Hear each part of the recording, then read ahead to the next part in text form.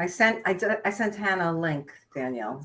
What's up, STS Nation, and welcome to another episode of Surviving the Survivor, the podcast that promises to bring you the very best guests in all of true crime. It is week 2 of the Vallow Daybell trial. Each side today delivered their opening statements, and we're going to break all that down in this hour or hour and a half, however long it takes and however long the guests are willing to hang for. Of course, it is the trial of the so-called Doomsday Mom. It is the wildly twisted story of a seemingly loving mother, a devout member of the Church of Jesus Christ of Latter-day Saints, who becomes involved in the deaths of as many as 5 people, including her very own children. Best guest today. We're waiting for one of them, and that is Greg Skordas. He was in court today. And he was also a Democrat candidate for Utah Attorney General. He's practiced law since 1992 and began his career at the Salt Lake Legal Defenders Association, representing indigent defendants in criminal matters. On top of that, he raised 3 highly accomplished children, has 5 grandchildren. Another person with grandchildren on the panel today, Amy Singer, a PhD. So she is a doctor like the guest about to follow her. She is a licensed psychologist who's an expert in statistical methodologies, data analysis, and applied research. It is safe to say that she is a legend among jury consultants, and she started a firm called Trial Consultants Incorporated, which she founded where I am right now in Miami in 1979 when I was a mere 10 years old. It is one of the first trial consulting firms in the United States. She, as I said, is a pioneer in her field and has worked on some cases you've heard of, like Casey Anthony, Dr. Kevorkian, Michael Jackson, William Kennedy Smith, and O.J. Simpson. My sister went to medical school with William Kennedy Smith. John Delatorre, he is a PsyD, a licensed psychologist in Texas, Arizona, and New York State.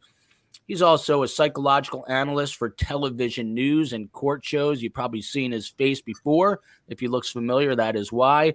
He is a certified clinical traumatologist and completed basic training as a negotiator and a mediator. So, I was hoping to have Greg out of the box because he was in court today, but we're going to break this down slowly and surely. A quick reminder to please follow us on Facebook, Insta, Twitter. We are at Podcast STS.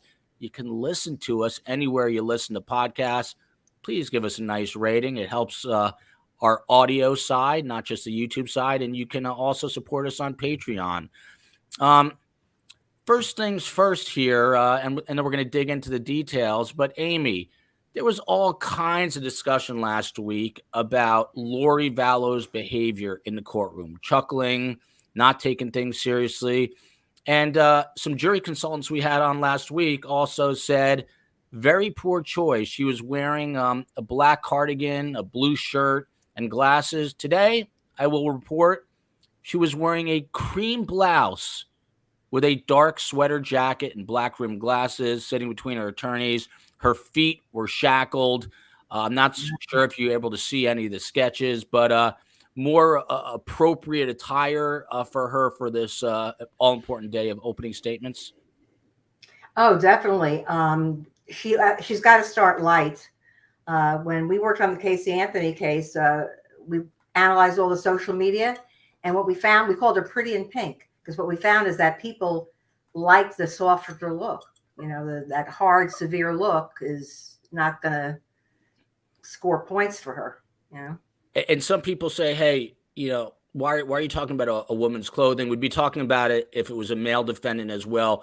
But aside from opening statements, which obviously is the crux of what we're going to discuss today, how important is it how you represent or present yourself inside of that courtroom to these now 18 jurors, 12 regular jurors, 6 alternates? Very, very important. The research indicates that those people who are more attractive get away with more, and they're luckier than people that, let's say, are less attractive in terms of their opportunities. Frankie Figs, a friend of the show, weighing in saying hello. We got a lot of hellos here. Carrie Stewart, hello from the UK. Marie Hernandez, friend of the show, saying hi. Andy School, and I'll try to pop all these up as we go. But I did the calculations, and opening statements from the state by Fremont County Prosecuting Attorney Lindsay Blake, they lasted about 36 minutes or so, and substantially shorter by about 15 minutes from the defense. And Jim Archibald, his opening statement, just about 16 minutes. Stepping aside from this, Dr. Del Torre, you look at the psychology of all of this. What have you garnered so far, broadly speaking, about Lori Vallow Daybell? What do you make of her character, the type of person that she is? If I had to boil it down to one word, I'd say problematic. Now, I think a lot of the audience, here and in other places are going to say, well, she's a monster, she's crazy, she's this, she's that. My problem with that is that it's too reductive, right? She's a human, number one. What she has done potentially is monstrous, but I don't want to imbue her with any kind of special powers. And so when I say she's problematic is that we can't tell yet if she's a true believer for some of these things that she claims. I mean, it's certainly possible that she is, but I haven't seen anything. And I think this is going to be a lot of what the trial is about. It's about belief, about what is your faith in and what can it compel you to do? I think that's going to be part of what's going on when it comes to this case in particular. It'd be really interesting to see it all unfold because right now she's just problematic. And that's a great word. And I have not heard that used before. And I'll be honest, I am, for full disclosure, as many people here know, I am the son of a psychiatrist and the son of a social worker. And it's a very simple word, problematic. People like to overdiagnose, I think. I know my mother, who has come on, has a problem with the word narcissist being used too frequently now. And problematic kind of hits it home and describes it perfectly. So unlike previous days last week, Amy, where it was kind of a lethargic showing, today every seat in the courtroom was full. In addition to that, Larry and Kay Woodcock showed up. She is the grandmother of JJ, of course. They were in there. Ann Cushing was there. Even Chad Daybell's attorney was in the courtroom today, John Pryor. I assume you'd expect all those people to, in fact, be there as they were? Sure. Anybody who has a vested interest, except if they're a witness, they can't sit in the courtroom until after they've testified. And 9:43 local time, Fremont County Prosecutor Lindsay Blake, she began the opening statements. So it was 11, almost noon here on the East Coast for those keeping track. And she moved to a lectern. Just obviously this is not on camera, so trying to paint a little bit of a picture for SDS Nation here.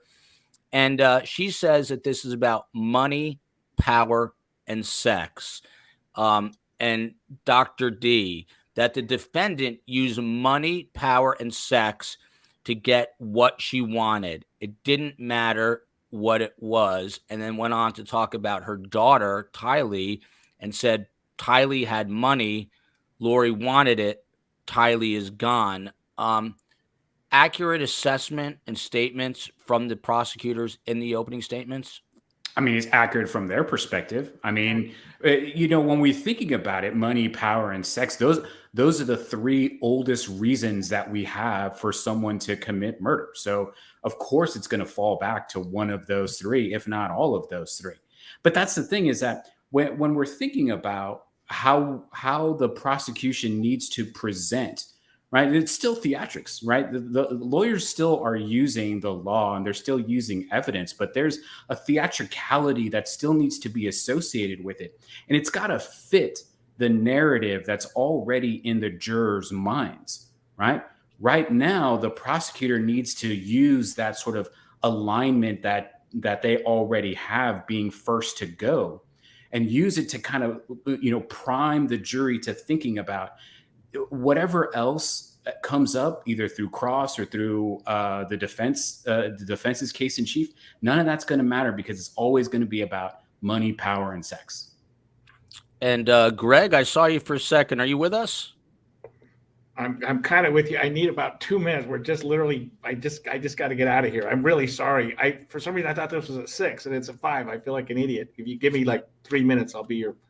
I'm going to mute you until you're ready, and we're here for you. But we need you. Thank you.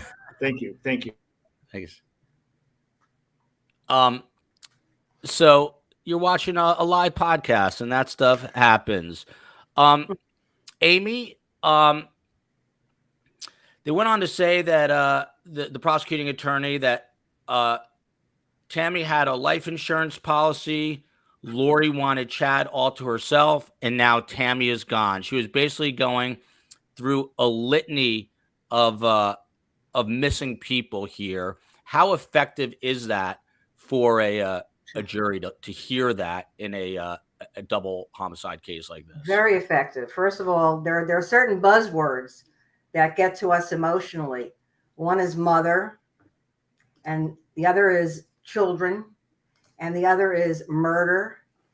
And it seems as though wherever Lori is, there's a lot of missing bodies who turn up, deceased. And the jury is going to say, why? Answer that for me. Why did that happen? What's the story? And Dr. D, it's not dissimilar to the Alec Murdaugh trial in some ways. Here's a guy that is now convicted of murdering his wife, Maggie, his son, Paul. Bodies seem to be piling up everywhere. Obviously, he was ultimately convicted, but here you've got a case, again, of as many as 5 bodies. Is it usually the case of where there is smoke, there is fire? I mean, yeah. So when police officers are doing their investigation, they rely heavily on heuristics, right? These are just kind of rules of thumb, right? Just kind of real quick bypasses to move from one place to the next when there's a lot of like competing data. And when there's a dead body, you look to the closest person to it, and that's usually the person that did. So in the same way that when we're looking at the Alec Murdaugh case, it's similar, right? As you said, it's similar to what's going on with Lori Vallow Daybell, which is all we needed to do was turn around and there's Chad and there's Lori. So more than likely, at least one of them actually did it, and the other one helped plan. And perfect timing. STS does not mess around when we're in a pinch. Jessica Bublitz. We pull an attorney right out of the thin blue air from Boise, not with a Z, but with an S. Boise, Idaho is a proper pronunciation. And we've got the most proper attorney from there to join Greg Skordas, who should be coming on. Jessica, thanks for jumping in a pinch. I know you're having me on. Yeah, and I know you're very interested in this case today. Obviously, opening statements. What's your broad view of how they went today? So I did get to attend. I was in courtroom 400 today for the opening statements. Oh, wow. All right, yep.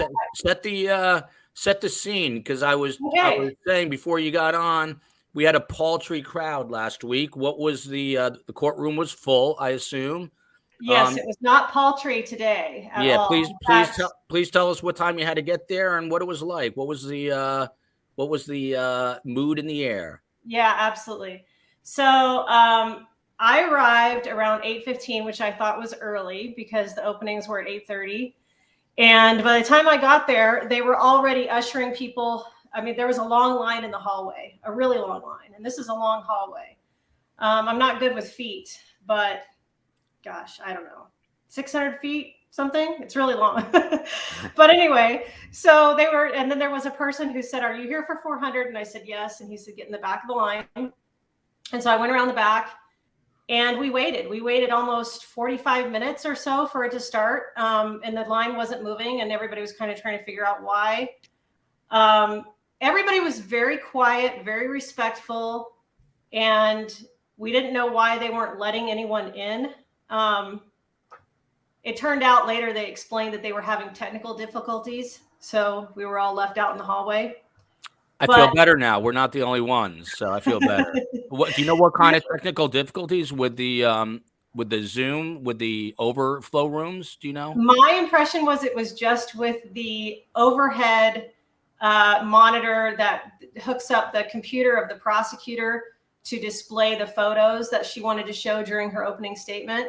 But that may not be correct. But that's usually what they have problems with. And I've had problems with it in the past. You usually have to come practice your computer with the hookups because it's not very modern. And like my computer's too modern for what they use. And so you used to have to bring like a converter or something like that. So probably they just weren't prepared. That's just a guess. And then the family members were there. They did usher in the family members separately. They gave them an escort up to the front of the line and let them in while the rest of us were waiting. And John Pryor was there. He arrived shortly before 8:30, and he was at the very back of the line. I was probably about 15 people towards the back, and I thought that I was early.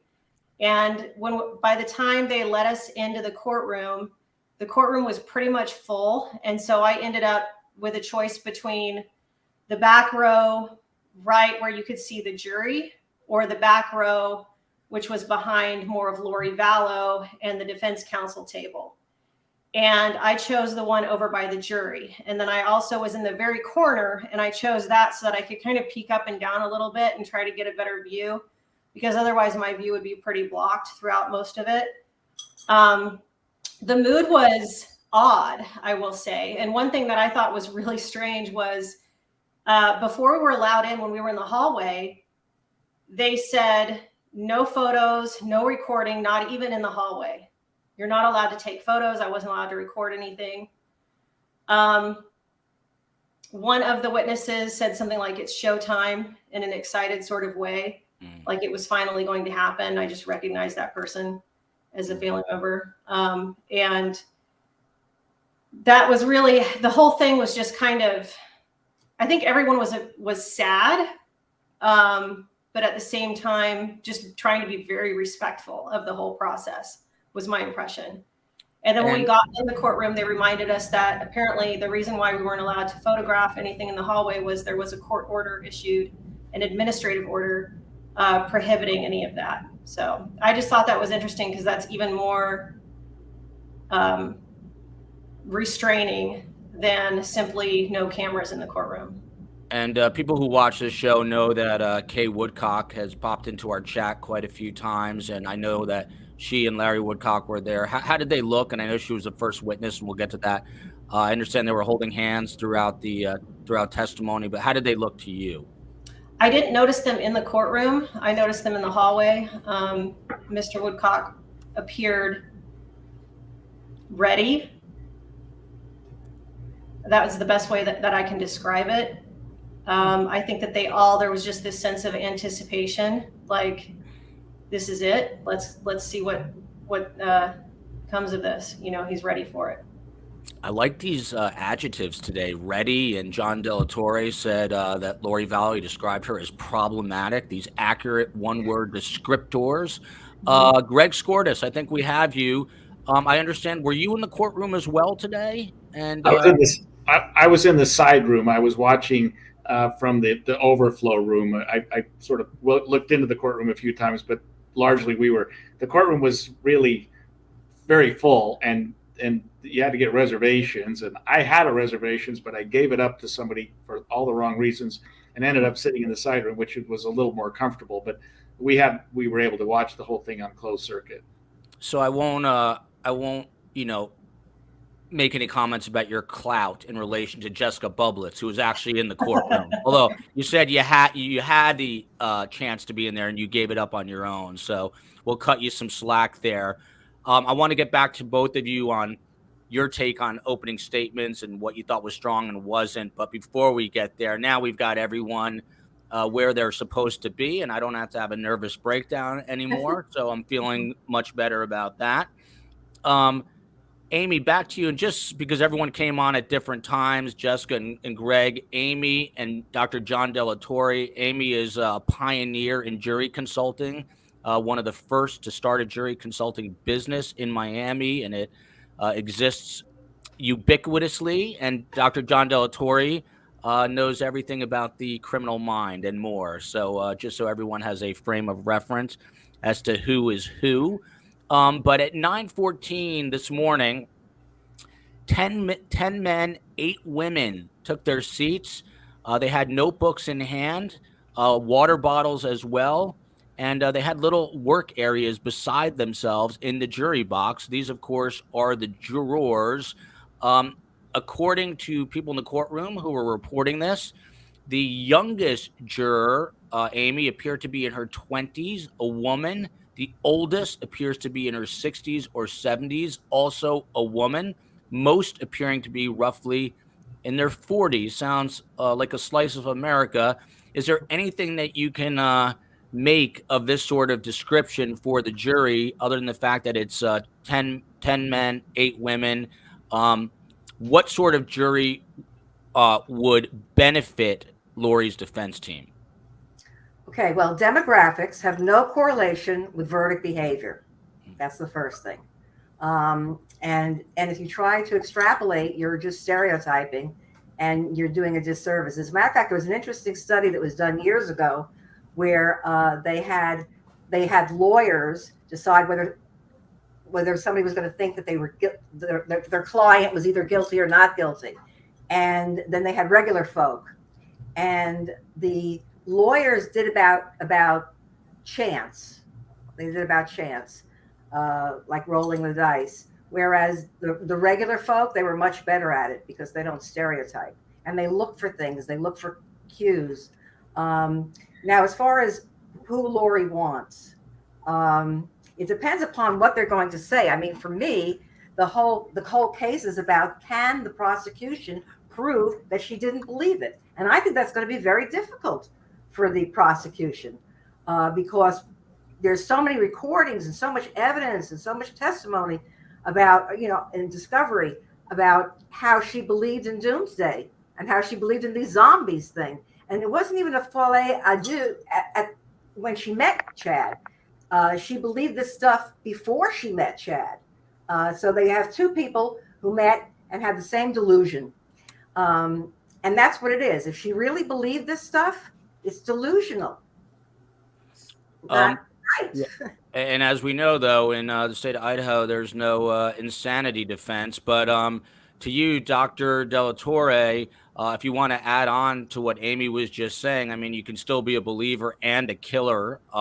Marie Hernandez, though, writes, can a person really be brainwashed into a cult? We did have a cult expert. I know this is not necessarily, your area specifically of expertise, but person can be brainwashed from what I understand. Is that right? Oh, yeah. And it's a lot easier than you think that it is. I mean, you'd be surprised at how many cult-like followings each of us, right, are quote unquote normal people here, on this podcast believe things that other people would say are not true. And so it is very easy to fall in line with cult type thinking. The question is, what are you willing to do in furtherance of that cult like thinking that really becomes the real problem associated with it? Back to opening statements here for Jessica and Greg. The state came out and was very clear in their thesis: money, power, and sex to get what she wanted, and then began to list off different people who went missing or dead as a result of that. Greg, was that an effective opening statement by the state, in your opinion? What was your reaction? As you just gave me a little head shake, but what was your take in real time in that courtroom? So I teach trial advocacy and I teach kids how to try cases. And I appreciate you very much that you called it an opening statement, because everybody's calling it an opening argument. And it's not an argument. I was a news guy. And if there you go. Your editor would yell at you. Right. So, but it was almost argumentative the whole time and sort of opinionated. And so I really wanted the state and it was good. I'll give it a good grade.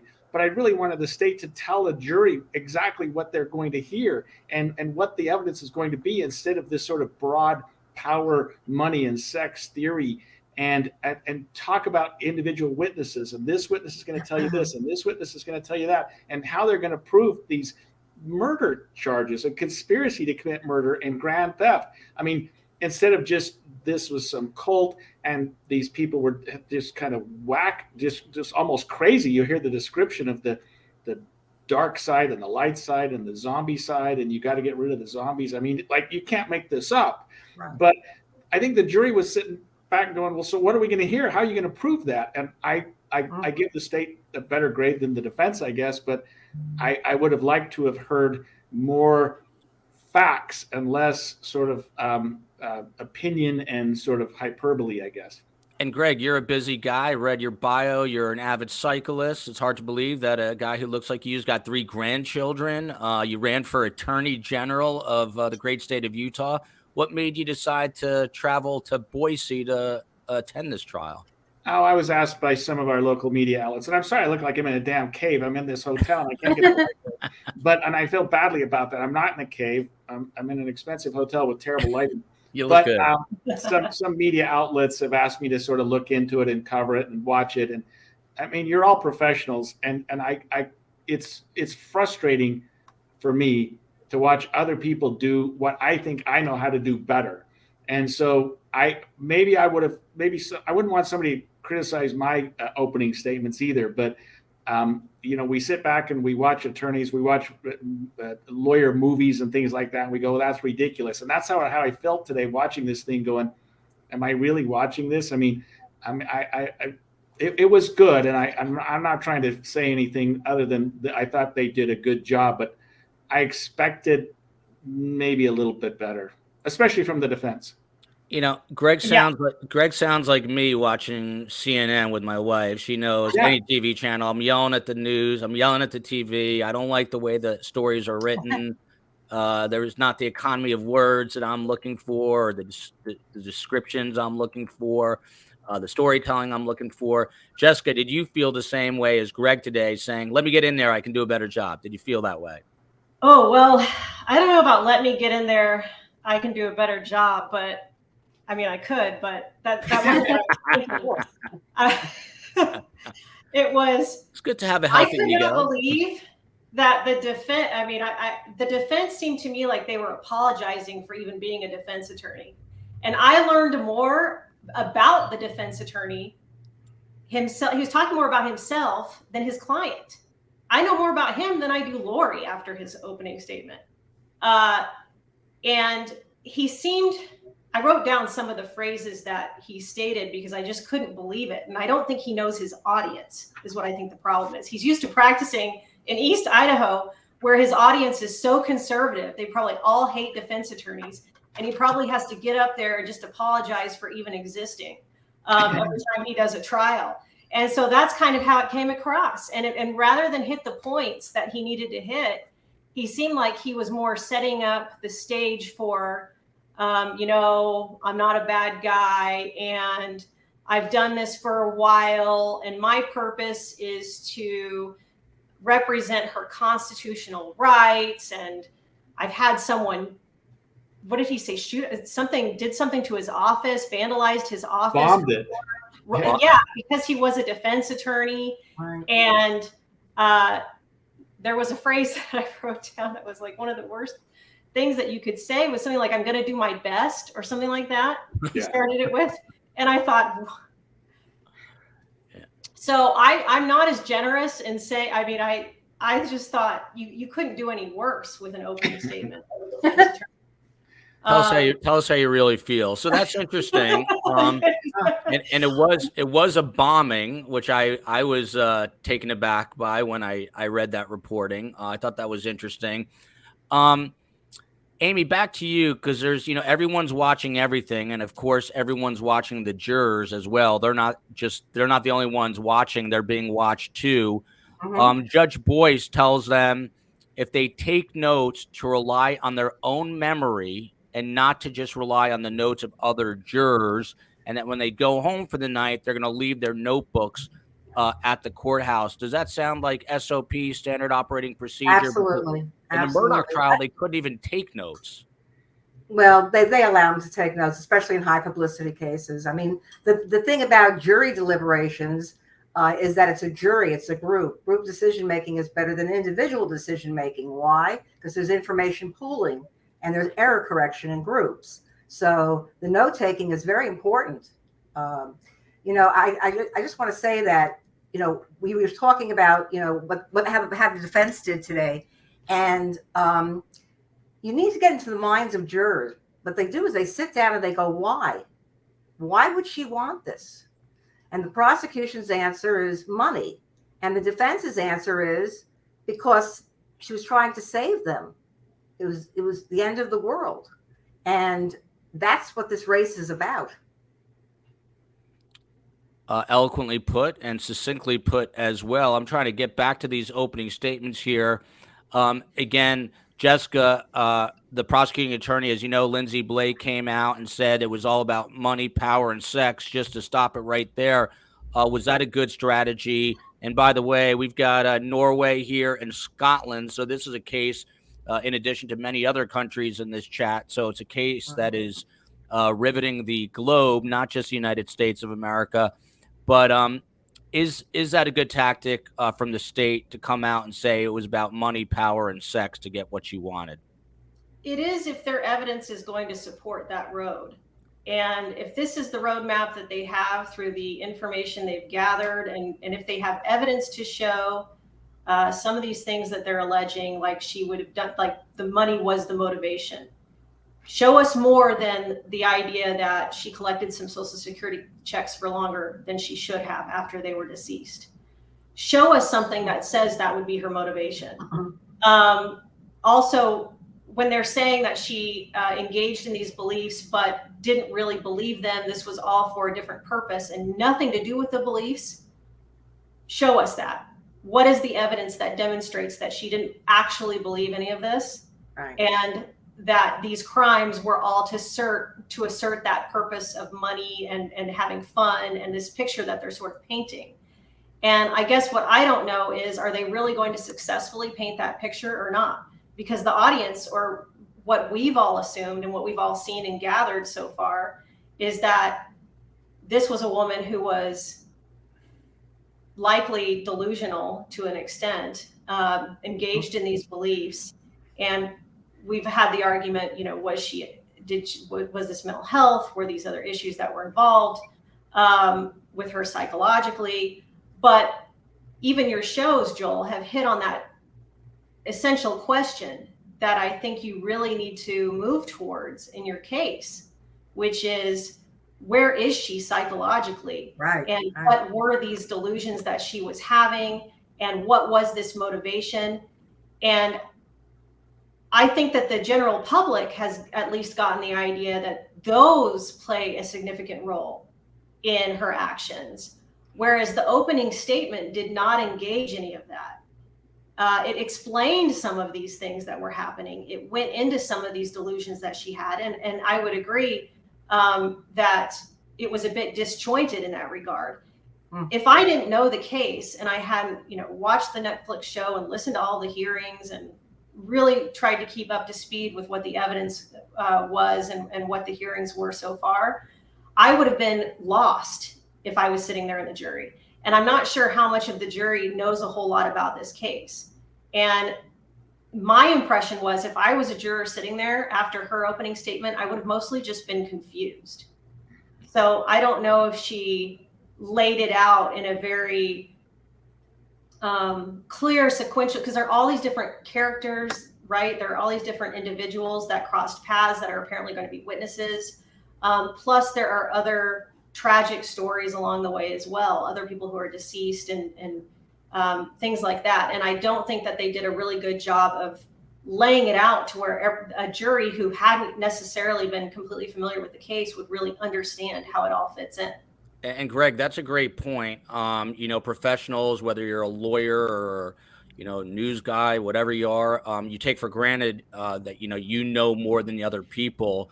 And is Jessica right that they didn't do enough? These jurors allegedly don't know much about the case. Should they have kind of spelled it out more and set up the framework of the case better, as Jessica is suggesting?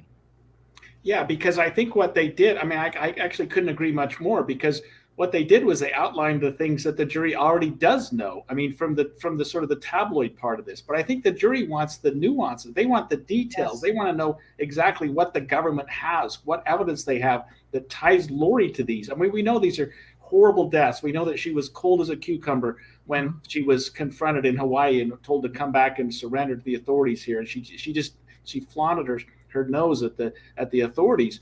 But we don't know about how these deaths took place. And maybe the government doesn't either. Maybe they're holding back. But they've got to have some theory as to how this occurred, what Lori's involvement was, because the conspiracy requires two or more to get together and come to a decision and work together as sort of as one mind and get this done.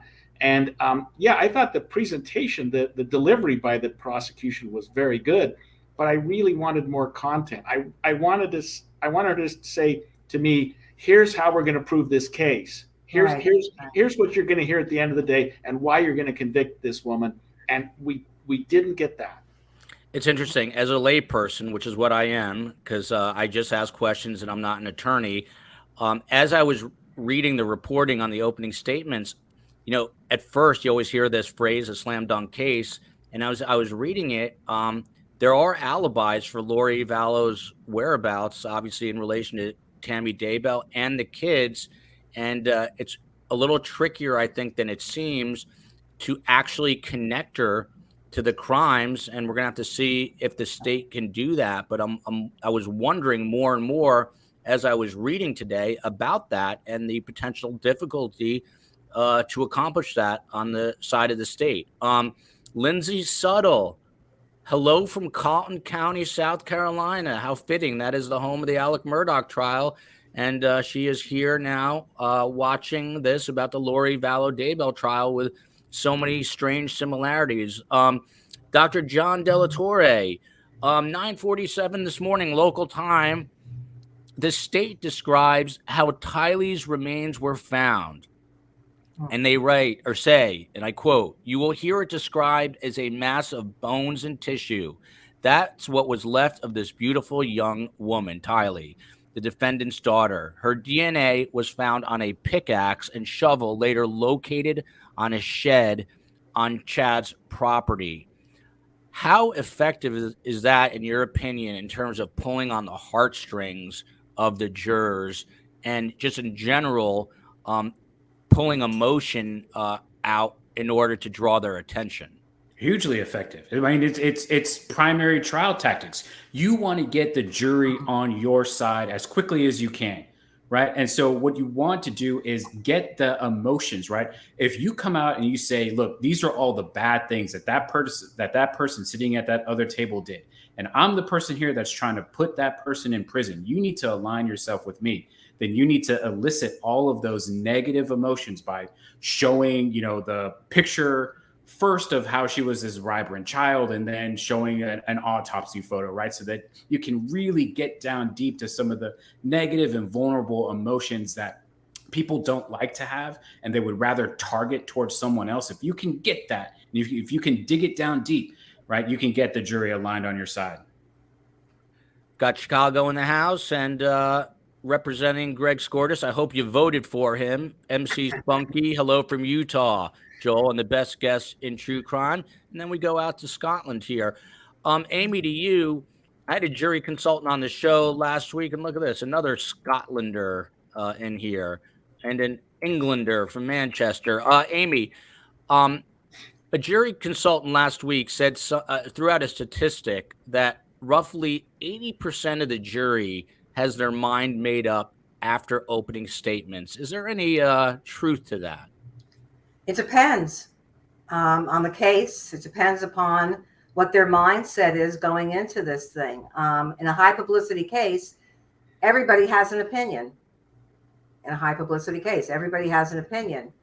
As a matter of fact, what I like when the people in the venire know everything about the case and have heard and read everything about the case. And then they answer the question correctly. And that question is guilty, not guilty, or unsure. And there's only one correct answer. Guess what that is? Not guilty. And if they say unsure, that's the wrong answer. Or if they say, well, I need to wait. Right now, as you're sitting here, you have to say not guilty. You need to sign a verdict form that says not guilty. After you know everything about the case, some of the stuff that won't even be allowed in at trial. You know, that's how we usually win these high publicity cases. Janet B., hi from southeastern Idaho. So we've got some Idahoans here. Jessica, back to you. 9:45 a.m. local time during opening statements. The state says JJ took time and he also lost his father. When he lost his father, he became much more difficult to care for. He was entitled to Social Security benefits. The defendant, Lori Vallow, didn't want to have to take care of JJ anymore. He had money. JJ is gone. Good on the part of the state here. Would you have crafted that statement differently? It felt like a pretty hard 1, 2, 3 punch there. It is a hard 1, 2, 3 punch, and they definitely have a view of their evidence in their case. And, they have a certain perspective on Lori and why she did what she did and who she is. And I think, one thing that we were talking about that I completely agree with is that the emotional aspect of this case is going to be predominant as far as convicting her, right? Because the one thing that the state did lay out is that she's a horrible person in many regards because she didn't care where her kids were. She lied about the kids being gone. She wasn't concerned, apparently, as a mother about any of this going on. So we've all seen that she's a horrible person. And that seems to be the tack that they're taking. She was a horrible mother. She didn't want to be a mother. She just wanted to go to Hawaii and wanted to have fun. But I do think that they needed to delve a little more into the psychological aspects of the case, because I think they're going to get some contradictory opinions on who she was as a mother earlier on and what her role was from what I've seen. And the evidence may not play out the way I believe it will, but from what I've seen in other interviews of some of the people who were connected to her, at one point, at least, she was a really good mother. And so to all of a sudden just go from, okay, now I just want the money from my child and he's become a burden. I don't know. I don't know how well that's going to sell. They're going to have some kind of evidence that that's the case.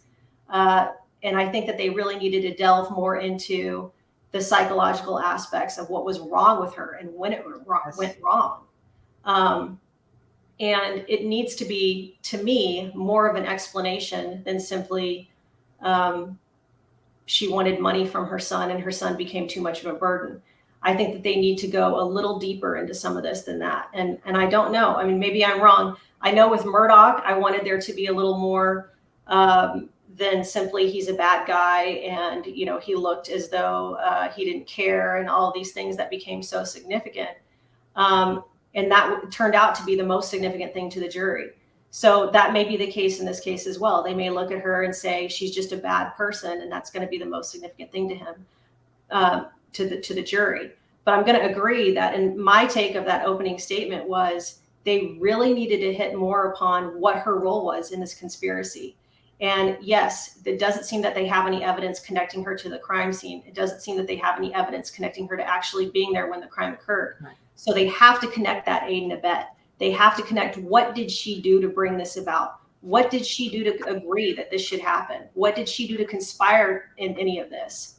Because if the evidence simply shows that she knew it happened and didn't do anything about it and reacted in this really unmotherly, unhuman-like way, I don't think they get there with that. Maybe they will. But I think they need to show more about what she did to bring it about and what her actual role was. Greg, I'd like you to add on to that. Do you agree with Jessica that they're not doing? I mean, it's obviously just opening statements, and we haven't really seen the evidence yet. But again, when I was looking at this today as a layperson, it kind of hit me for the first time. You just it sounds horrible with a presumption of innocence, but in the court of public opinion, a lot of times there's a presumption of guilt, and I was leaning that way. And today I said, how do they connect all these dots? I mean, there is a lot of smoke. But can they show that there's fire? Do you feel that way?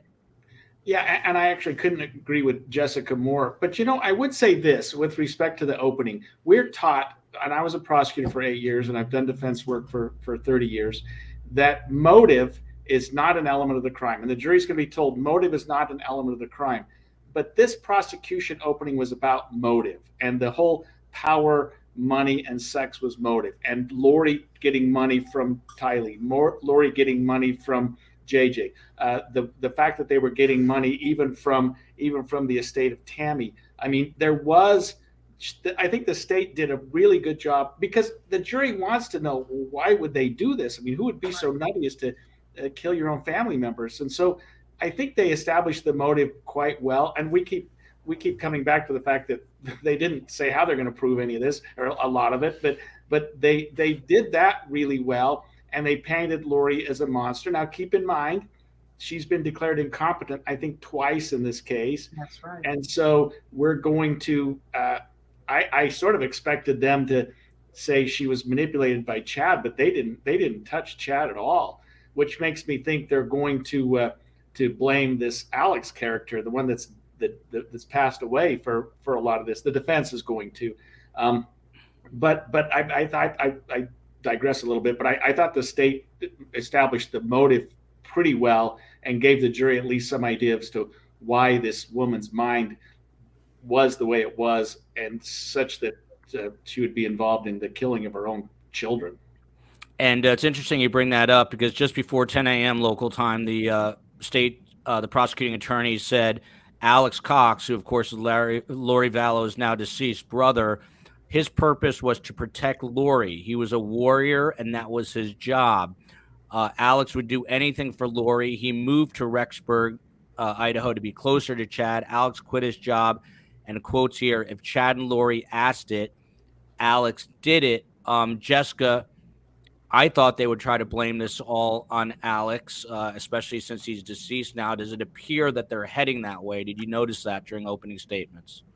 It appears that is where their evidence is that Alex was likely the one involved in this. I mean, they connected both the phones of Alex and Chad to the crime scene, and to when JJ was buried. I believe they said that both phones pinged that day in that location. So they were able to connect both Chad and Alex. And then obviously they said that in Chad's location, there was also the DNA was found in his shed. So I think that they were able to connect Chad somewhat to it, as well as Alex. But I think that we needed to hear a little bit more about where was the agreement in all of this, and where was the aid and abet on Lori's part. I thought that the photos, the emotional side of this was very effective. The photos were extremely effective. There were gasps in the courtroom, just little small ones, but people were affected emotionally by all the photos that they put up of all three of the victims. And that was probably the most effective part of the opening statement, was the emotional aspect of it. But I was looking for a little more specific evidence of Lori's involvement in the opening statement. And Dr. John, to you, they say a picture is worth 1,000 words. A little before 10 a.m., the prosecutor says how JJ, of course, the little boy, was found. And on the screen, you see a black plastic bag wrapped in plastic and a cut in the bag. Larry Woodcock, the grandfather, is wiping away tears and handing out tissues to family members. Kay Woodcock is also crying. You're the psychologist. You see grandparents crying. What kind of impact does it have on the most important people in that room, the jurors? Huge impact, right? Because again, this is exactly what you want, but can't necessarily get through direct testimony or cross-examination during the defense's case in chief. You can't get those human moments, right? Those opportunities from individuals in the gallery. Having a human experience that will influence the jury, right? And I understand that it's supposed to be about the law, and that, you know, when the jury goes into the deliberation room, they're only supposed to bring the law with them, but they're humans. And they're going to remember all of these human interactions that they had, and those are going to be the things that they register when they think about the piece of evidence that was presented at that time, right? It's created a psychological link that the human emotion that they had with the thing that they were experiencing at the time, the thing that they were listening to or watching, right? So when they're back thinking about that stuff and they're remembering it, the emotional state that they had at that time is going to be the thing that comes out associated with it. And really, as a defense, you don't want grandparents and other gallery members crying. You don't want any of that, because it's too influential on another human being. And Amy, Dr. John just sort of brought it up. I guess the question on my end is, you're always instructed to follow the evidence, but it's hard to avoid the emotion of tears. So to what degree are jurors following the evidence, and to what degree are they following their hearts? It depends upon the person, how they make decisions. We usually ask quasi questions about that. We know that this is going to be a very emotional trial, and we certainly don't want people basing it on emotion. We want people to base it on the evidence, what you see, and testimony, what you hear, and you apply the law to that. But people who are affective decision makers, people who base their decisions on their feelings, listen to this. It gets really interesting. They are least likely to change their minds. In other words, they're more closed-minded, and they will try to protect this belief. But you see, again, the prosecution's got a couple of problems. Like, if they blame it on Alex, well, what's his motive? He doesn't get any money for this. So the jury is going to sit there and say, you know, the only thing that's left is that she's crazy. She's mentally ill. And in our society, we try to help people. We try to help people who are mentally ill or physically ill. And that's a very strong emotional motivation, a very strong behavior. So it's going to be very interesting to see how they play it and how they play with the jurors' emotions. I sense a little bit of calm in Amy, that I get the sense that Amy takes absolutely no crap, like my mom. I might have to get them on the same show together. KCL, who's from Utah, I believe. I apologize if you're not KCL, but I'm almost sure that you are. She writes, I thought the closing of the opening statement with the hands of each of the victims, who are all dead, and Lori's hands with a malachite wedding ring on her hand, with Chad dancing on the beach, was moving, followed by this. I love that Greg Skordas is on. He has a great legal mind and gives great commentary on this case. Did you think that was an effective way to close the opening? I think it would have been a great way to close the closing, because it was a little bit of it's not really factual, but going through the hands of each of the persons, especially the deceased, they did that. And I was wondering where she was going with that.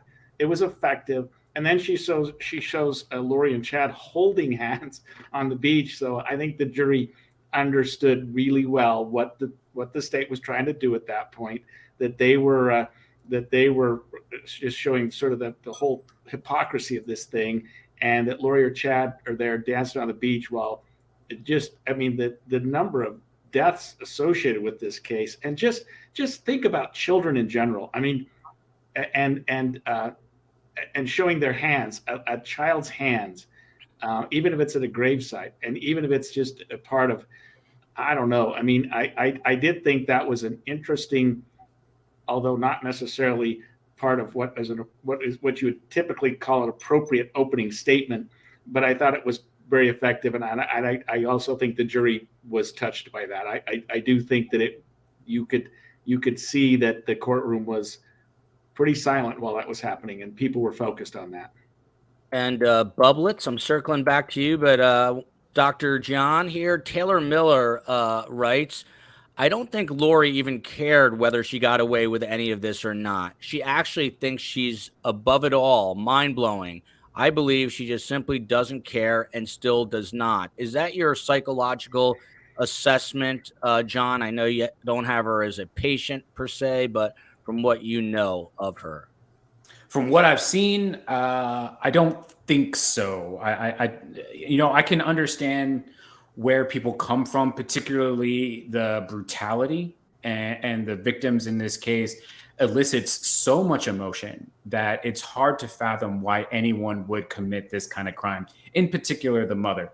Now, there's all kinds of gender stereotyping there and other stuff that are at play, but I think one of the biggest problems, again, we're going to go back to this, her being problematic, is that I don't know why she was consistently found incompetent to stand trial. And for me, I would really like to see those reports. I know we won't, but I really want to see what was she saying to these individuals. I think, because I don't think she's going to testify in this case. I think the more that we get to hear from her, hear her actual words, the more we get an opportunity to understand who she is. And unfortunately, I don't think that we're truly going to get any real answer as to why she did what she did. And Dr. D, just to add on to what you were just saying, do you know, I've never really understood like the metric for testing here. What makes someone incompetent versus competent? What are they asking and what kind of responses are they looking for in order to determine that? So for incompetency to stand trial, you're looking at whether or not someone has the ability, technically the capacity, that's the legal word that we're looking at, to rational and factually understand legal proceedings and interact with their attorney. So it could be either or. So they can have, let's say, limited factual understanding of legal proceedings, but they're able to interact with their attorney rationally and factually. So that's going to be good enough. It's very, very, very rare for someone to be deemed incompetent twice. Usually you're either incompetent and not restorable, or you're incompetent and then people recognize, well, perhaps you're feigning, perhaps you're malingering. There might be some other stuff that's going on that's preventing you from repeating back factual stuff like who the judge is, what the judge's role is, and what are your charges, stuff like that. So it's really kind of surface level. Are there psychological tests involved? Sure, but you don't need them. And you don't need to have a mental disease or defect in order to be incompetent. So it's really interesting to kind of find out what exactly it was that someone opined that she was incompetent multiple times. And Greg, I saw you, I think you wanted to chime in here, but I wanted to ask you, is it possible, because I understand that it is, for her to be deemed incompetent again once this trial gets underway potentially? Boy, I think that'd be a hard one because something would have to happen. And of course, the answer is always anything is a possibility when you ask a lawyer. But I just don't see that. I mean, she's been restored to competence. And I think this explanation that we just heard about competency was brilliant. I mean, that's every first-year law student needs to hear that. Everybody who's taking a criminal law class needs to hear that. That's exactly how it plays out. Because some people think of insanity and this and that, but it's really that whole being able to communicate and participate in the trial process. So I haven't answered your question. I don't think there's much chance that she's going to get so far off that she's suddenly incompetent during the course of the trial. And I also don't think that the judge is going to allow another forensic evaluation and sort of break up the trial in the middle and say, hey, what's going on? Absent something completely off the wall that she might do. I was surprised, and we haven't talked too much about the defense yet, that they didn't talk about really her mental illness hardly at all, or any sort of justification, or that she's been declared incompetent, sort of trying to get any sort of sympathy from the jury in terms of her mental illness or whatever we want to call it. But because that is arguably mitigating. It is something that jury might take into account in determining whether she had the capacity to form a coalition enough to commit these conspiracy crimes. So I would have liked to have heard more about that from the defense side, but we didn't get that. Jessica, KCL says, love that Jessica's back, and you're going to doubly love it because she's coming back again Wednesday. She's in here tonight in a pinch, and now we've got an even better panel. Would love to hear Jessica's feedback on the defense. I thought the defense was weak. We've got to get to that. We've got to get to Kay Woodcock's testimony and a little bit more. So your thoughts on the defense today, and we'll start to veer in that direction. Right. They really didn't offer much for the defense. And it was very short. It was shorter than the opening statement I thought should be for a case of this magnitude and this complexity, that they should have gone into what their perspective is of what the evidence is going to show, what it's not showing. They could have really gone into some of these gaps and holes in the things that were said to be the evidence in the opening statements of the prosecution. And the reason that they didn't go into the mental health is because they didn't file the notice that they were going to use mental health to challenge an element of the offense. And in Idaho, there's no insanity defense, but what you can do is you can file a notice stating that you intend to go into mental health as an aspect of the specific intent of the crime, as an aspect of the intent, the willful nature of what her participation was.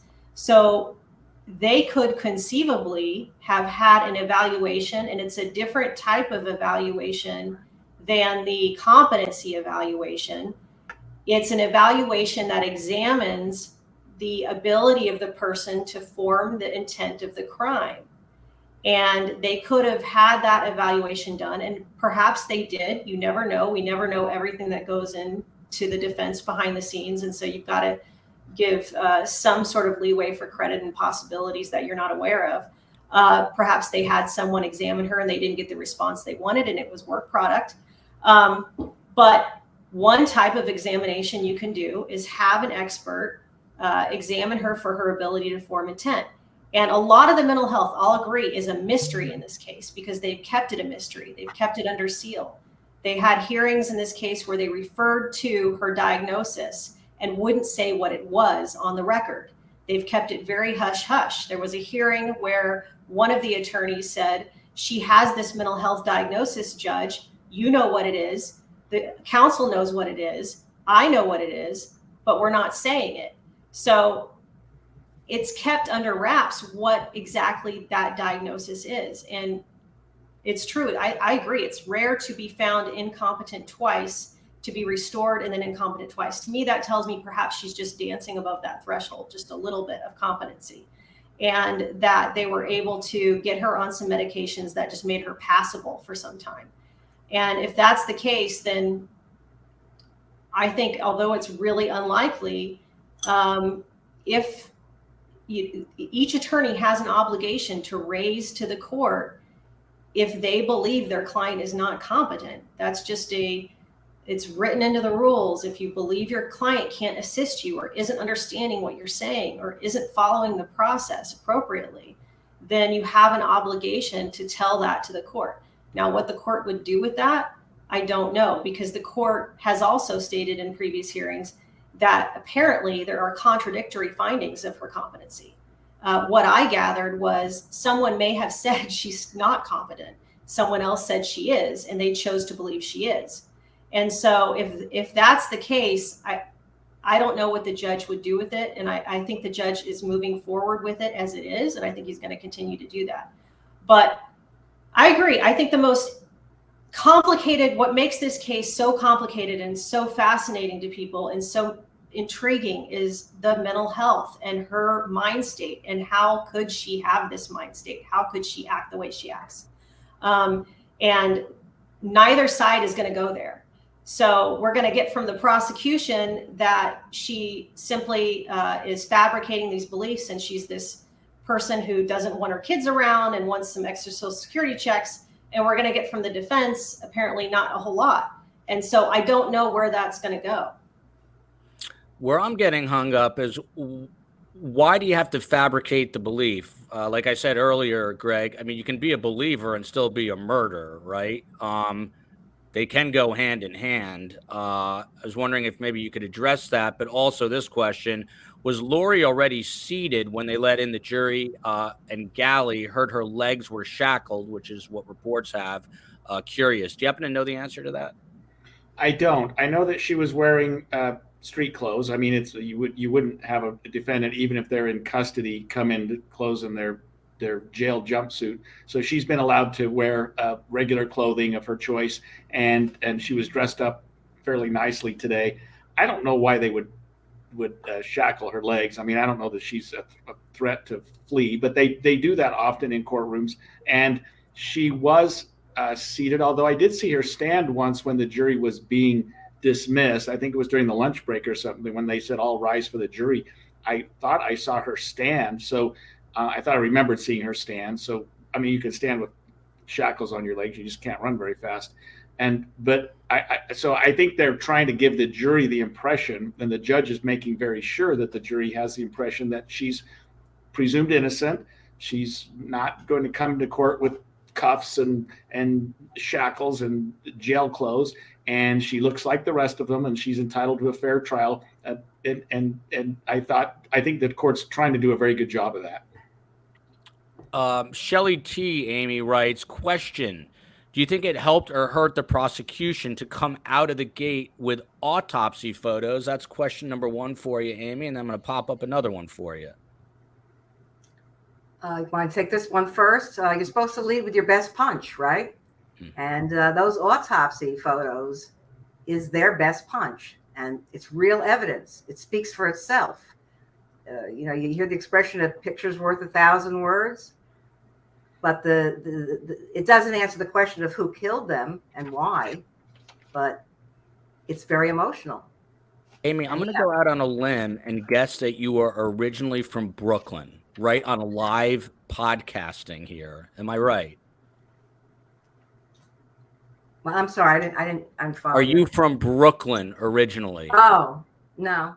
I'm No. from Miami Beach You originally. I'm as Same. southern as you can get. Same difference. All right. Mountain Meemaw writes, do you think the males, Amy, on the jury will be susceptible to Lori's charms? They say that Lori has been able to put some men under a spell. I don't know if it's this version of Lori, but what say you? Yeah, I think that some males will find her attractive, although she looks much worse since she's been in jail. She started out looking very pretty, and with the beauty contest and all that stuff, I wouldn't exactly say that she looks pretty now. So it depends on the guy, right? It depends on what the male, different flavors for different folks. There's a lid for every pot, right? That's right. So we will see. Throughout the Alec Murdaugh trial, I kept saying this because I'm a believer in this, that little things are big things. If I was interviewing the president on television and I had a coffee stain on my shirt, that's all anybody would be talking about.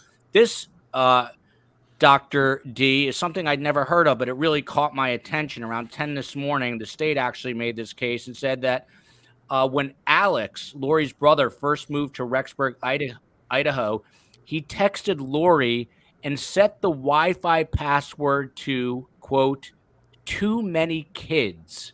And Lori responded, funny. I don't know, that just caught my attention. Are little things of this nature things that could grab and hook in a juror to say, something's not right here? I mean, the short answer is yes. I think the real question becomes, through whose perspective are you seeing that interaction? Because had Lori and Chad and had none of this stuff actually happened, and somehow we were able to find out that the Wi-Fi password was too many children and that Lori had said funny, I don't know that we're having the same response to it. I think we're having the response to it because of what has happened. But that doesn't necessarily mean that at the time that that's what was going on. And so I think there are times when, yes, it absolutely means something. And then there are times when it only means something because we're looking at it through the 2020 hindsight that we have. It's funny because we see these comments a lot from Ottawa Andy. I will never understand her attraction to Chad. Surely they're more attractive and dynamic nut bars. A lot of people say, how did Chad end up with Lori? But sometimes you can't make sense of relationships. To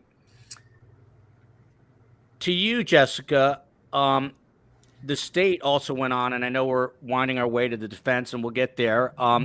The prosecuting attorney says Tammy Daybell died at, quote, the hands of another and died of asphyxiation, according to the Utah medical examiner. After Tammy died, Alex Cox said, and I quote, I hope I'm not their fall guy, referring to Chad and Lori. Alex died the day after he said that. And then the prosecuting attorney went on to say, when you talk about the prosecuting attorney was basically relaying this mandate to the jurors, saying when you talk about first degree murder, the defendant personally didn't have to end someone's life to have committed the crime. Obviously, she's saying that because that's a matter of law. But how important is it to show the jury or prove to the jury that she had like a physical attributable connection to ending someone's life? I think they're going to try to show that through the motivation of the financial motivation, along with the other things that they're trying to prove, that she was just trying to get out of her life, that they were trying to get rid of the spouses, that they were trying to have a freer life, this picture that they're painting of what she wants. And so there's going to be that disconnect between the evidence of the picture and the story versus the actual evidence of how the person died and the connection to the person who's accused of doing it. And so they're going to have to cross those two paths. They can paint the story that Lori was heartless and that Lori had a reason or a motivation to get rid of the spouse and that she was probably involved somehow. But when you're talking about, this is the first time I've heard that they actually had the evidence of asphyxiation. We had heard, I think, from one of the sons of Chad Daybell or one of the children of Chad Daybell that it was asphyxiation. But this was the first time that I had heard that this was their actual evidence of that. And so I wonder if they have additional evidence as to who committed the asphyxiation. Do they have the actual evidence as to DNA from someone like Alex on her? Do they have any evidence from under her fingernails, under her hands, anything like that?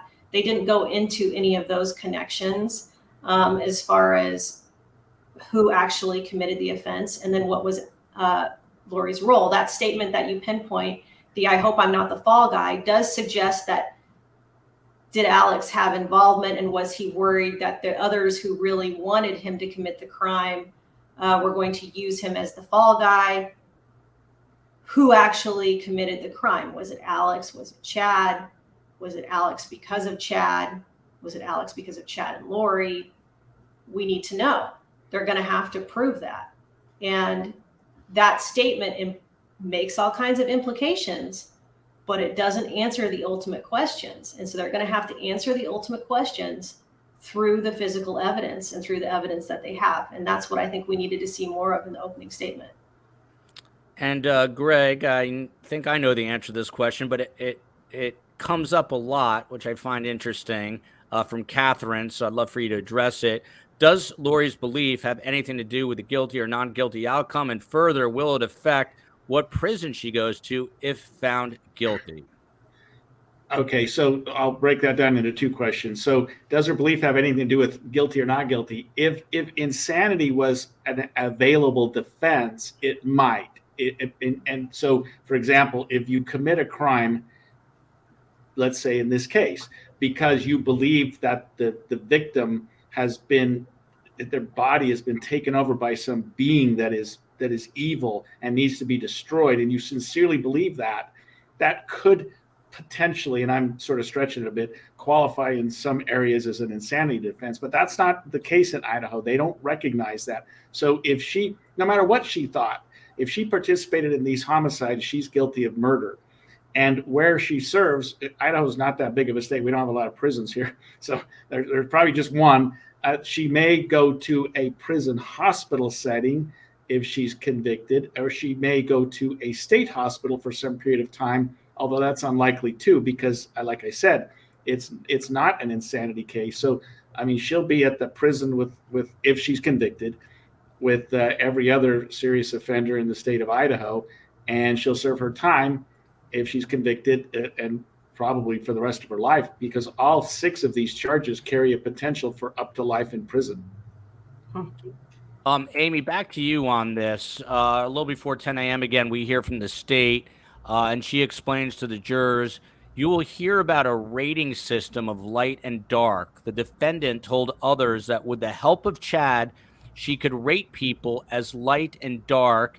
Pretty soon, this system involved, and we learned that they called themselves James and Elena and believed they were religious figures, and it goes on that they use casting that involved prayer and energy work. If I'm a juror at this point, I'm saying to myself, this woman is crazy. What are the jurors actually saying to themselves?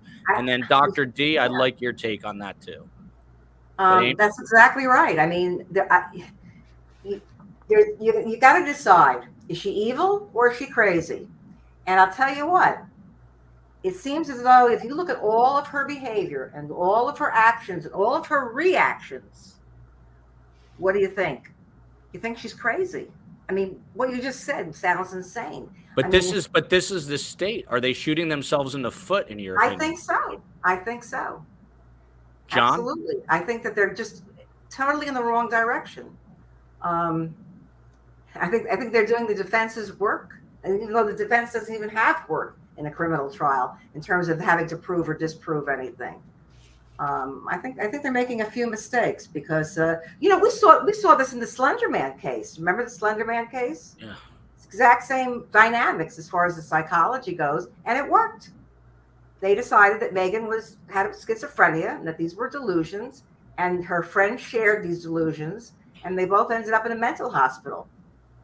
And Dr. John, if someone walks into your office and says they've got a rating system of light and dark, and that she calls herself Elena because she's a religious figure, and that they cast people and believe in zombies, are you saying to yourself, man, I need to get a psychologist now because this is so wacky that I've become wacky? If she came to me and had that, now I'm going to meet her where she's at. So as a therapist, as a psychologist, what I'm going to do is talk to her about how is all of this meeting her needs? What's going on in her life that she believes that all of this stuff is important, and for what reason is important. So I'm going to be rolling with where she is. I'm going to meet her where she's at. But as a forensic psychologist, and she's telling me this, and I'm supposed to be doing an evaluation, whether it's to determine whether or not she meets the knowing and purposeful aspect of the criminal intent, or in another jurisdiction that has insanity, right? I'm going to be looking at how firm of a belief is this? Is this something that is truly entrenched, or is this something that is manifesting because of stress and anxiety, and she just needed an excuse to engage in the behavior? And those are two very different things. Winnipeg, Canada is in the house, as is Chile, and the Czech Republic. So again, vast interest for this case around the globe. Jessica, to you, what I was just speaking to Amy about by bringing up this light and dark and the zombies and all this other stuff, is the state shooting themselves in the proverbial foot, basically setting it up for the jurors to say this woman is crazy? Right.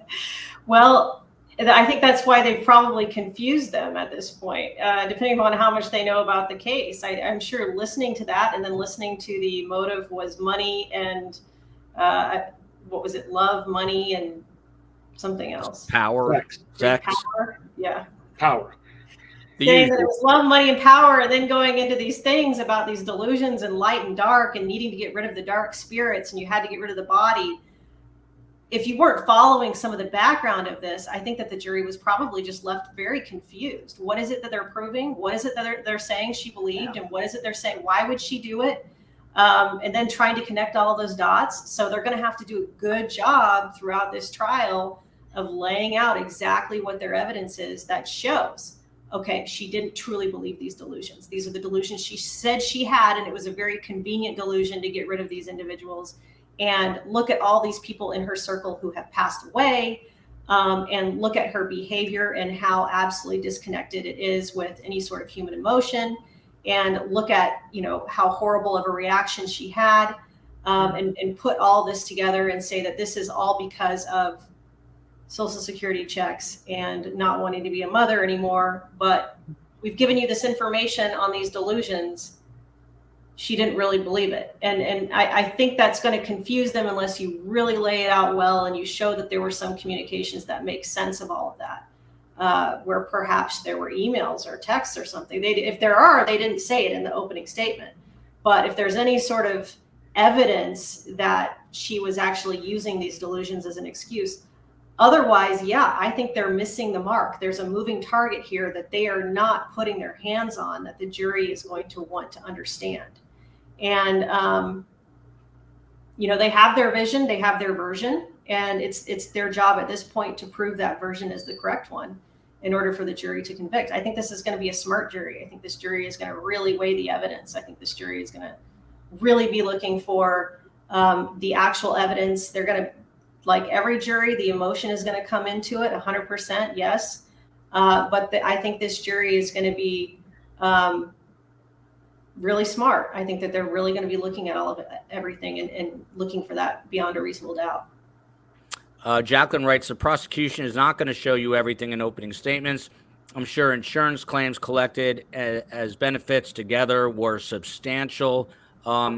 Greg, that's probably the case. I was going to ask you a different question, and that is, there is no defense by insanity in the state of Idaho. So what if the jurors think she is, in fact, crazy and guilty? What if they think she's insane and guilty? What happens in that situation? Then she's guilty. And I think that's and I agree with Jessica, but I'll digress just a tiny bit from what she said there. I think if the jury comes out of this in 6 weeks and says, this woman is Looney Tunes, she's crazy, she drank the water, the Kool-Aid of her husband, but she aided and abetted and conspired to kill her children, they'll find her guilty, and that's a win for the state. She's still going to be committed to the prison. She's still going to be guilty.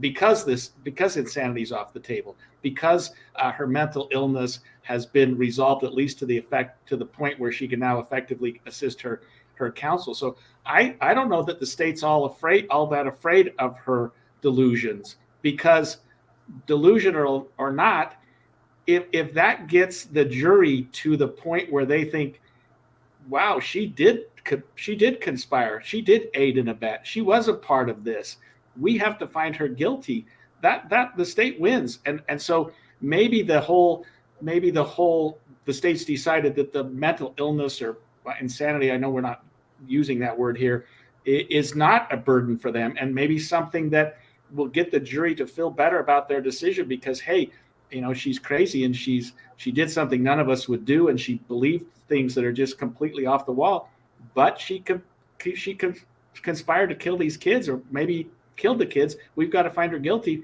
The state's going to go home doing cartwheels. Melter Skelter writes, and this is my fault because I'm calling John Delatorre Dr. D and Dr. John. So she says for Don, it's a combination. Do you think Lori still believes her delusions, Dr. John Delatorre? How can she smile to the cameras when she's getting this attention because her kids are in fact dead? You can answer that one. And this one's interesting too. Without meeting Chad, would Tyler and JJ still be alive? So your thoughts on these questions? Without meeting Chad, would Tyler and JJ still be alive? Probably, I would imagine. But I don't know that for sure. There's still a huge possibility that something bad would have happened to her, to them at the hands of Lori.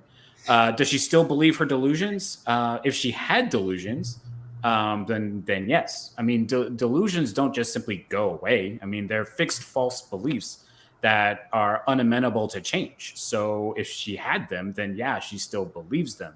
And how can she smile at the camera? It's called compartmentalization, right? There's a camera on her, and if she believes that she needs attention the way that I think most of us kind of think that she does, then any kind of attention, whether it's positive or negative, is going to boost that ego. So she's just going to smile and do what she's always done. Greg, Bonnie writes, the state could have done better than that. when I heard that it was money, sex, and power, I was like, really? I thought it was about being an emotionally unstable, deceived woman. The defense also had some issues. One of them that I thought was a little problematic was they came out and basically said what a great mom Lori is. And I quote here, this is the wrong quote I had up, but basically said that she was doing a good job as a mother. Was that a route the defense had to take in this case? Yeah, I mean, I think they have to humanize their client. I think they have to make her a person. And by the way, every time I listen to John, this guy is amazing. I mean, I want you on my next trial. I mean, dude, I don't know where you found this guy, Joel, but I want 10%. I want 10%. Yeah, I mean, you're a wizard, John. Yep. Come to Utah. Thank you. I'll make you rich. Appreciate that. But you know, I think that you do have to say she was a good mom. She had her good qualities. You know, she was a good caretaker. Even the state's first witness, her former sister-in-law, Kay, said the reason she gave up little JJ's adoption to Lori and Chad is because she was such a good mom, because she was such a caring mom, because they were such a good couple.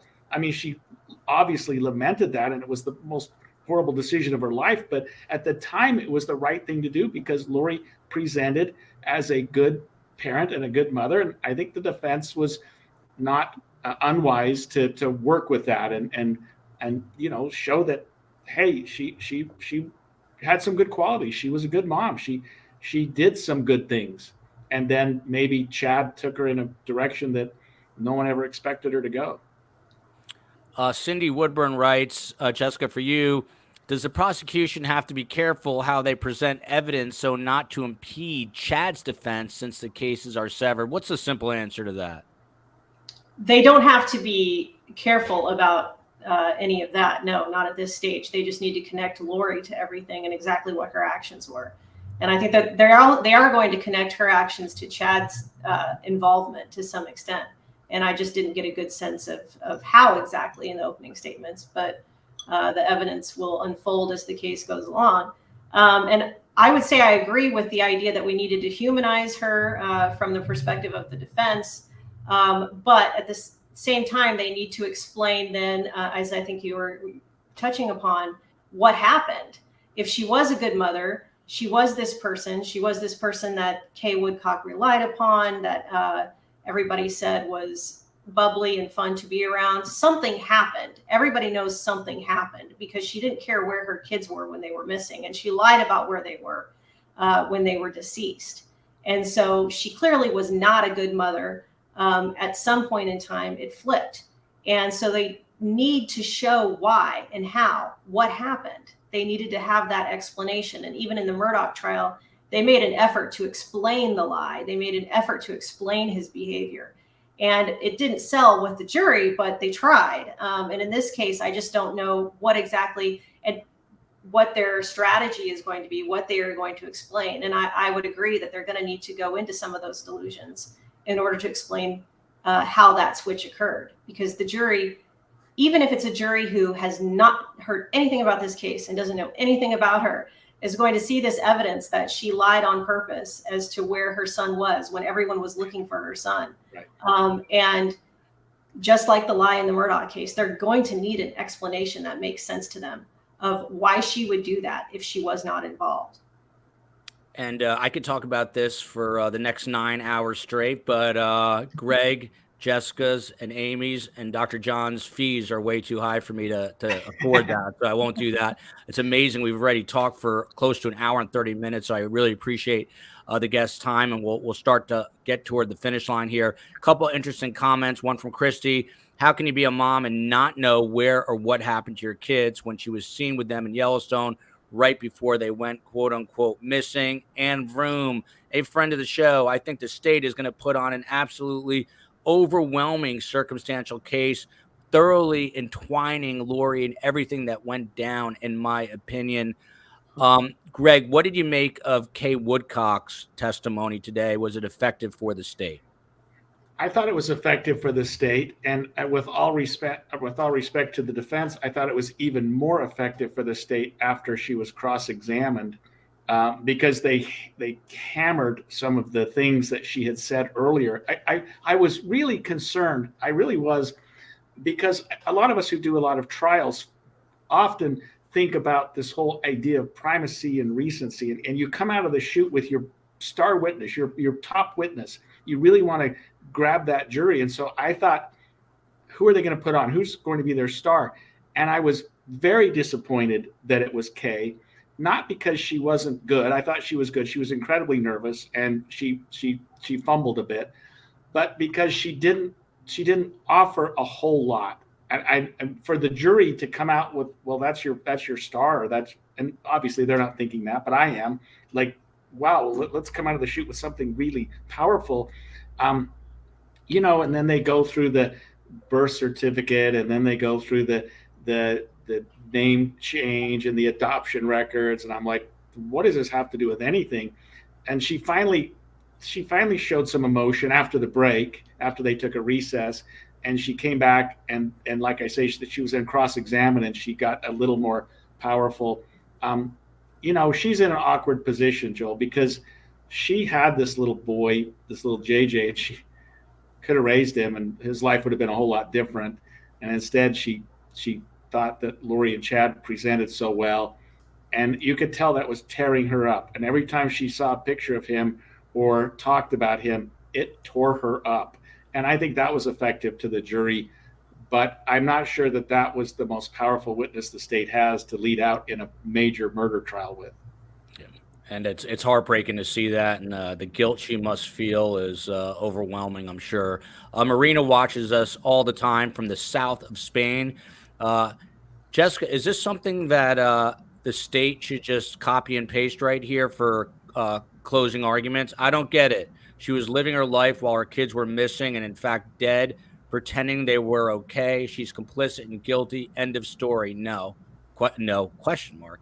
Susan Silva writes, I'm sick of people saying she was a good mom. She was petty and peppy. Pretty and peppy. She also moved her kids constantly. She accused an ex of sexual abuse to gain an advantage. She married over and over. These are sorts of things that we're going to hear in closings potentially. Yeah, that's a good point. I think that's a good point. If they go into a lot of that history that we're not being shown yet, as far as what some of the statements that she's made that did show her not to actually have been a good mother. If the state goes into some of that, the previous custody battles, the way that apparently Tylee was put in the middle of that and manipulated, and it sounds like there were a lot of things that occurred there, and I'm not as familiar with that custody case as I know some of your guests have been, but it sounds like she did do some things and made some statements that showed her not to be a good mother, to be the exact opposite of a good mother. And so if the state does go into some of that and is able to sort of show exactly that she didn't care about her kids truly, and that she never really did put them first, and that she was capable of, in a sound mind, and despite it not because of any delusions of dark and light or any manipulation or it being under the spell of any of this stuff that she believed, but simply because she really would want her kids out of the way. And she really would care more about being in Hawaii, regardless of any delusions or any of that. If they're able to show her history of being an absolutely horrible mother along the way, then that's going to make sense to the jury. And I don't know what their evidence is of that. And I know that some of your viewers have a lot more information on that than I do. But I have gotten some gleans that along the way she was less than ideal as a mother. And Brandon Boudreau took the stand as well. He was married to Melanie Pulowski. That was Lori's niece. He was holding back tears. He choked up when he said his oldest son was very close to JJ. They spent a lot of time together. He also obviously talked about the morning of October 2nd, 2019, when someone took a shot at him in front of his house. Christina writes here, the jurors' faces were perplexed by the time Brandon was done testifying. Greg, did you find that? And then we'll get some closing thoughts from everyone. Yeah, I think the jury and a lot of us who were watching were wondering why he was testifying at all, and there were a lot of objections made during his testimony, especially as it relates to the shooting. There was some argument about, well, is this really related? They were talking about the character relevant evidence rules, and that the state was sort of treading a little bit where it maybe shouldn't have been. Just like with Kay, I wasn't sure why he was put on at that time in the trial. It's the first day. It's the jury's still fresh and interested in hearing as much as they can. And his testimony was good. It was helpful. It just wasn't great. I would have probably thought the state would have buried him somewhere in the second week of trial instead of making him on one of the frontliners. I don't know that it was perplexing. He did have to say what he said, and he was clearly involved in this whole, I mean, he lost his wife to the same group of nuts that Lori and Chad were part of, and it broke his heart. I mean, it tore him up. But I don't know that he added a lot to the case, especially in the first day. I really don't. Jessica, real quick, Candy Temple has a question. Do murder and conspiracy to commit murder carry equal weight during sentencing? They do. They carry the exact same potential life sentence. So if they are able to prove the conspiracy for murder or the principal idea, which is the aid and abet, that also carries a life sentence potentially. So, yeah, absolutely. Thank you to Christina Rayhill, who became a YouTube member. We love that. Thank you, Christina. If you haven't figured it out by now, Amy Singer, who is reclining and enjoying the show. She is a licensed psychologist, an expert in statistical methodologies, data analysis, and applied research. That means she's a badass jury consultant. And not only that, she's one of the first in the nation. She's got a company called Trial Consultants, Inc., founded in 1979 when I was 10 years old. And she is an all-around pioneer. She worked on Casey Anthony, Dr. Kevorkian, O.J. Simpson, Michael Jackson, if you've ever heard of him. So she's worked on some high-profile cases.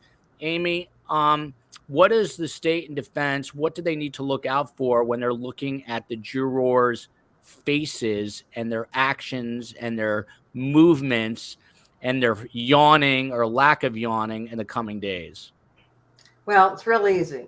You see, they're allowed to take notes. So what they need to do is they need to have a record of what they're taking note when they take notes, and that will tell them what's important and what's not important to the jurors. And yeah, I mean, when one of the people who commented about they looked perplexed, any kind of reaction like that, because usually they're poker faced, a jury.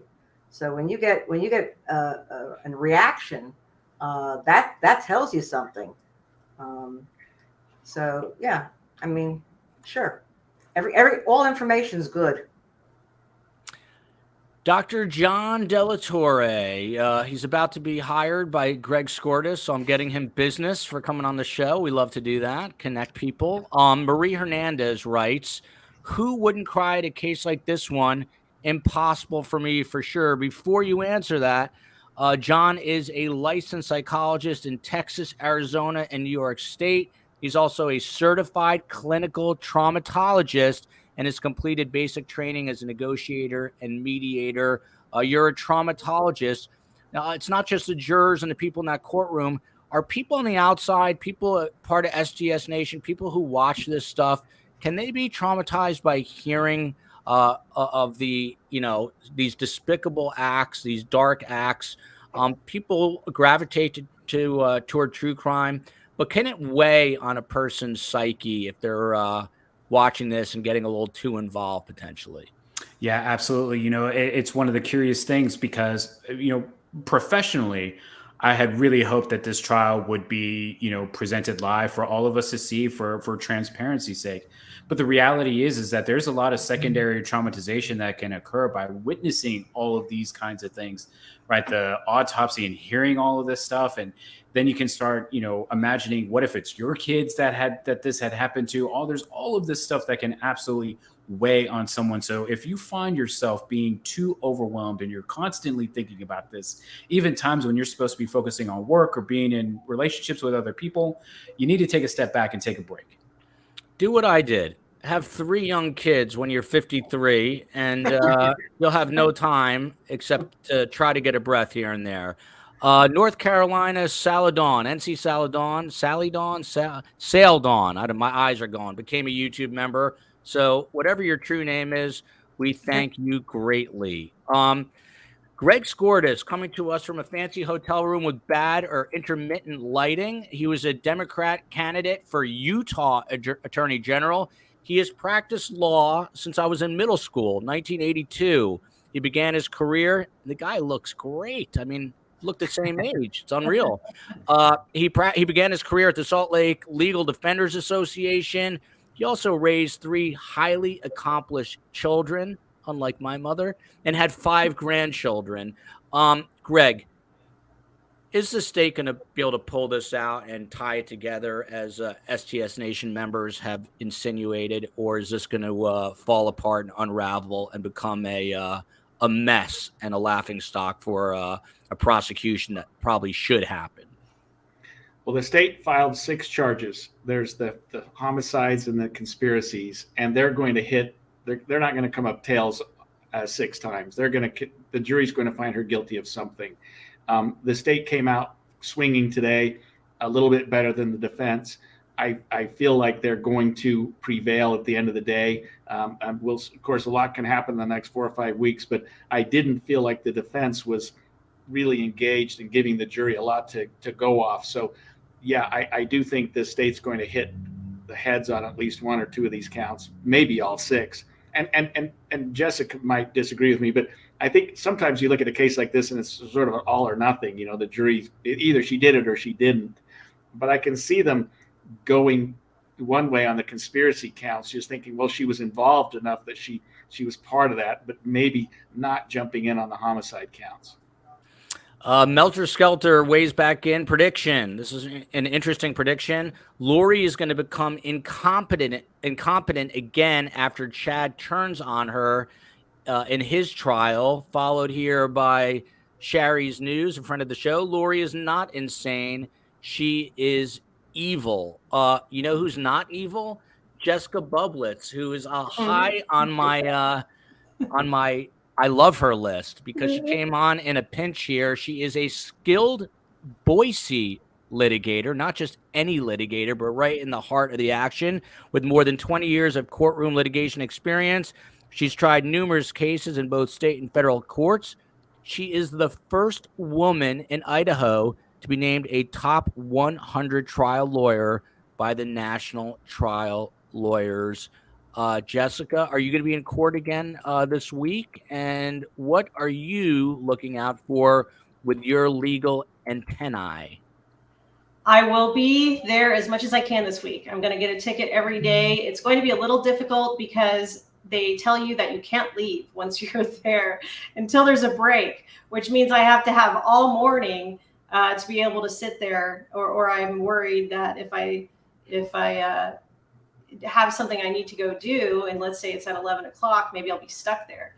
So there will be significant blocks of time when I'm able to go. I just won't be able to go all day, all week. And a massive thanks to the best guests in the business. You saw here why.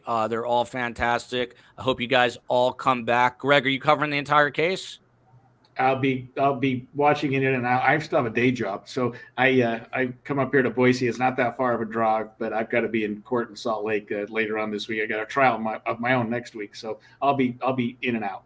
Well, you have a day job, you have a night job, and I'll give you a second night job doing this. So right, yeah, I'd love it. Anytime, Joel. Anytime. Right, well, love to have you all back on. A quick programming note: tomorrow, you're going to hear from 3 female ex-cons about what life is like right now for Lori in that Ada County jail and what it could be like for her if she's convicted, but we'll also have an attorney or two on to break down the day's development. So we hope you will join us tomorrow evening, 7 p.m. Eastern time. Until then, love you, America. Love you, Boise. Love you, Miami. Love you, Utah. And John, where are you? Texas. Love you, Texas. Don't mess with Texas. Thank you, everyone.